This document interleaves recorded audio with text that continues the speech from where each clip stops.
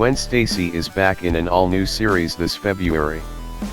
Gwen Stacy aka Ghost Spider will travel through time encountering different versions of herself in Spider-Gwen Gwenverse by writer Tim Seeley and artist Jody Nishijima.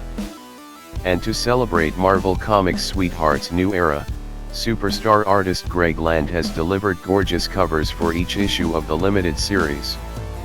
These pin-up-style covers pay homage to Land's iconic variant cover of Edge of Spider-Verse No. 2, Ghost Spider's first appearance, and feature Gwen in a series of outfits including her time as Nightbird in the recent Heroes Reborn, Night Gwen one-shot. When Gwen Stacy was bitten by a radioactive spider, she gained arachnid-like superpowers and started a crime-fighting career as Spider-Woman, or as she's affectionately known to her peers, Ghost Spider. But what would have happened if instead she had picked up the enchanted hammer, Mjolnir? Or if she received the super soldier serum? Or built a high-tech suit of armor? Or, you get the idea. There are some things that are just synonymous with Valentine's Day. Candy hearts, flowers, chocolates, rotund little cupids, and DC's annual anthology celebrating love within the DC universe.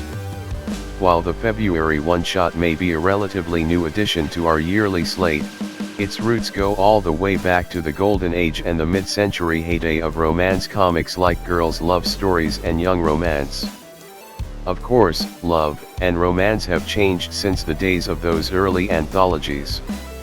While once a jilted lover might respond by locking herself in her bedroom and crying, these days they're far more likely to lash out and seek revenge, especially if the heartbroken young woman is Harley Quinn. Lightning in the Bottle transports us back to earlier in Ms. Quinn's life, when the Joker was still her putin and she was more likely to shoot Batman with a red and black bazooka than work with him to save Gotham.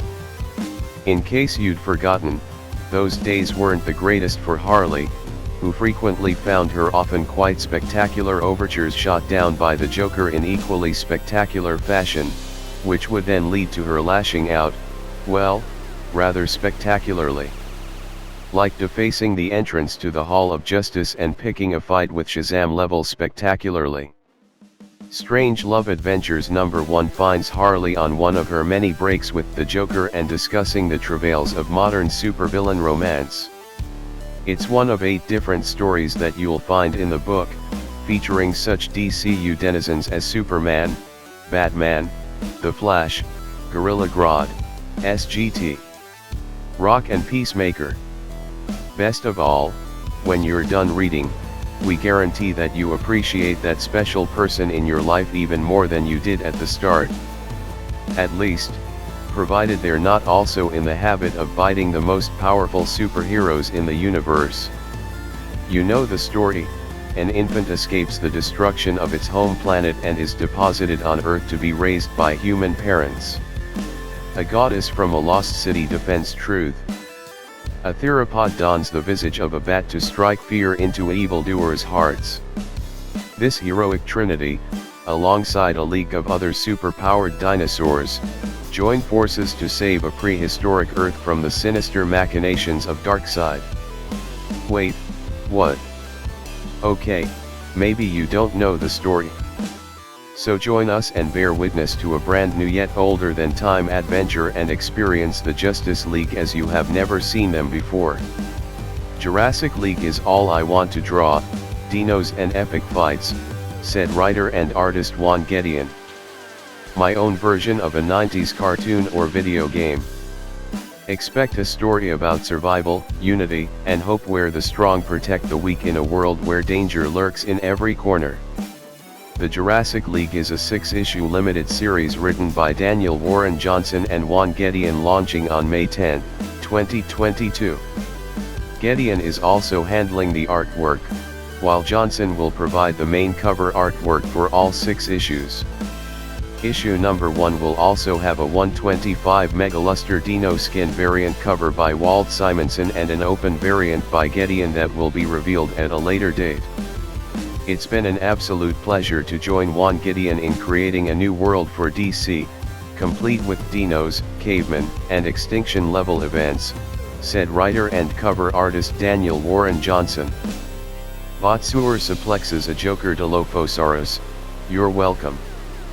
Words cannot express how excited I am for this book, said DC senior editor Katie Kubert.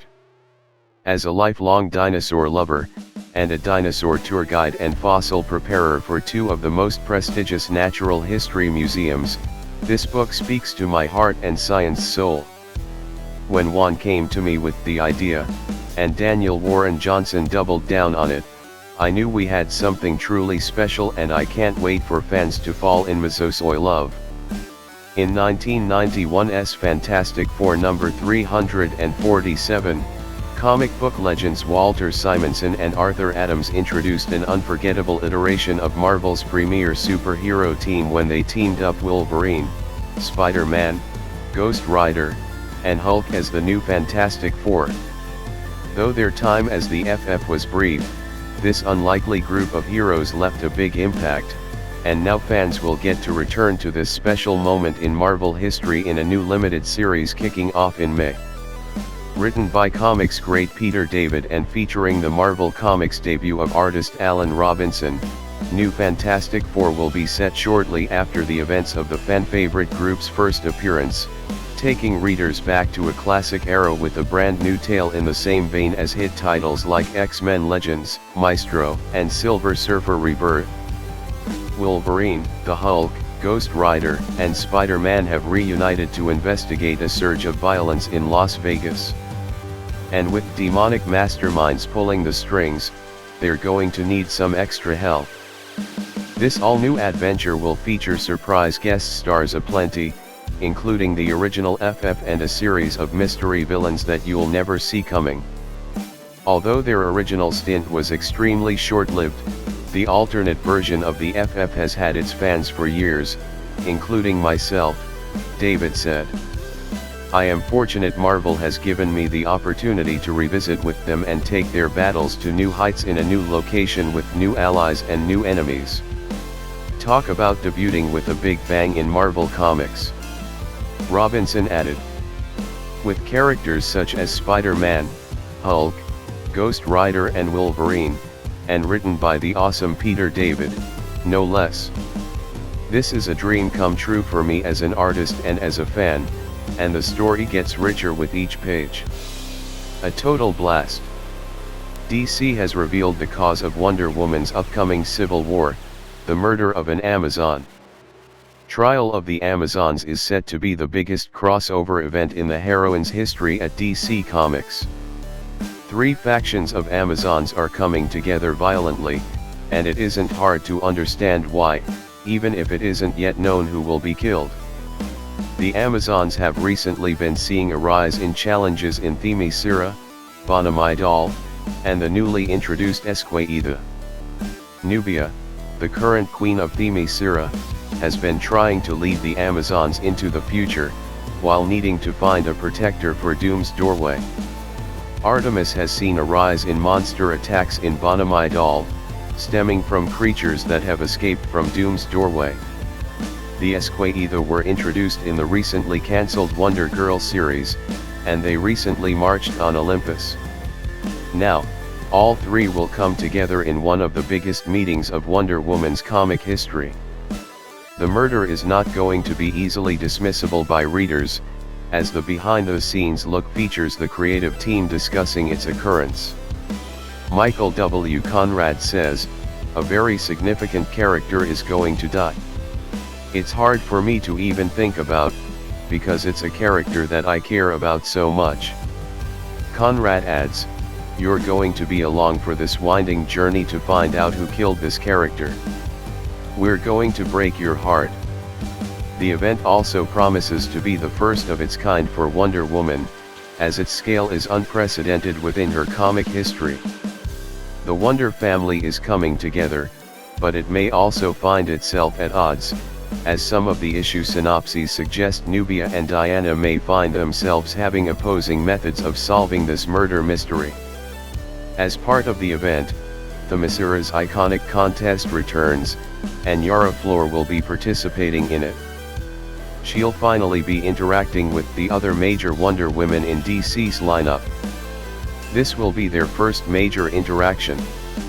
Diana recently underwent a massive independent trial when Infinite Frontier began, and nothing seems to be getting any easier for her. She has her hands full managing numerous threats to the world as well as Themyscira, which makes it particularly interesting that the Amazon factions will be coming to a violent head. The next Marvel Comics epic is here. From the brilliant mind of superstar writer Kieran Gillen and the incredible talents of acclaimed artist Valerio Schiti comes Judgment Day, a Marvel Universe-spanning event launching in July. Already redefining the Eternals mythos in Eternals, and soon to be shepherding in the next age of mutant kind in Immortal X-Men, Gillen will take his work on both titles as well as recent storylines in Jason Aaron and Javier Garron's Avengers run for an odyssey that will usher in dramatic developments for these three core Marvel teams. And Schiti, already proven to be a masterful event storyteller in books like Emperor and Inferno, will deliver the breathtaking action and high-stakes thrills that transpire when superhero titans clash.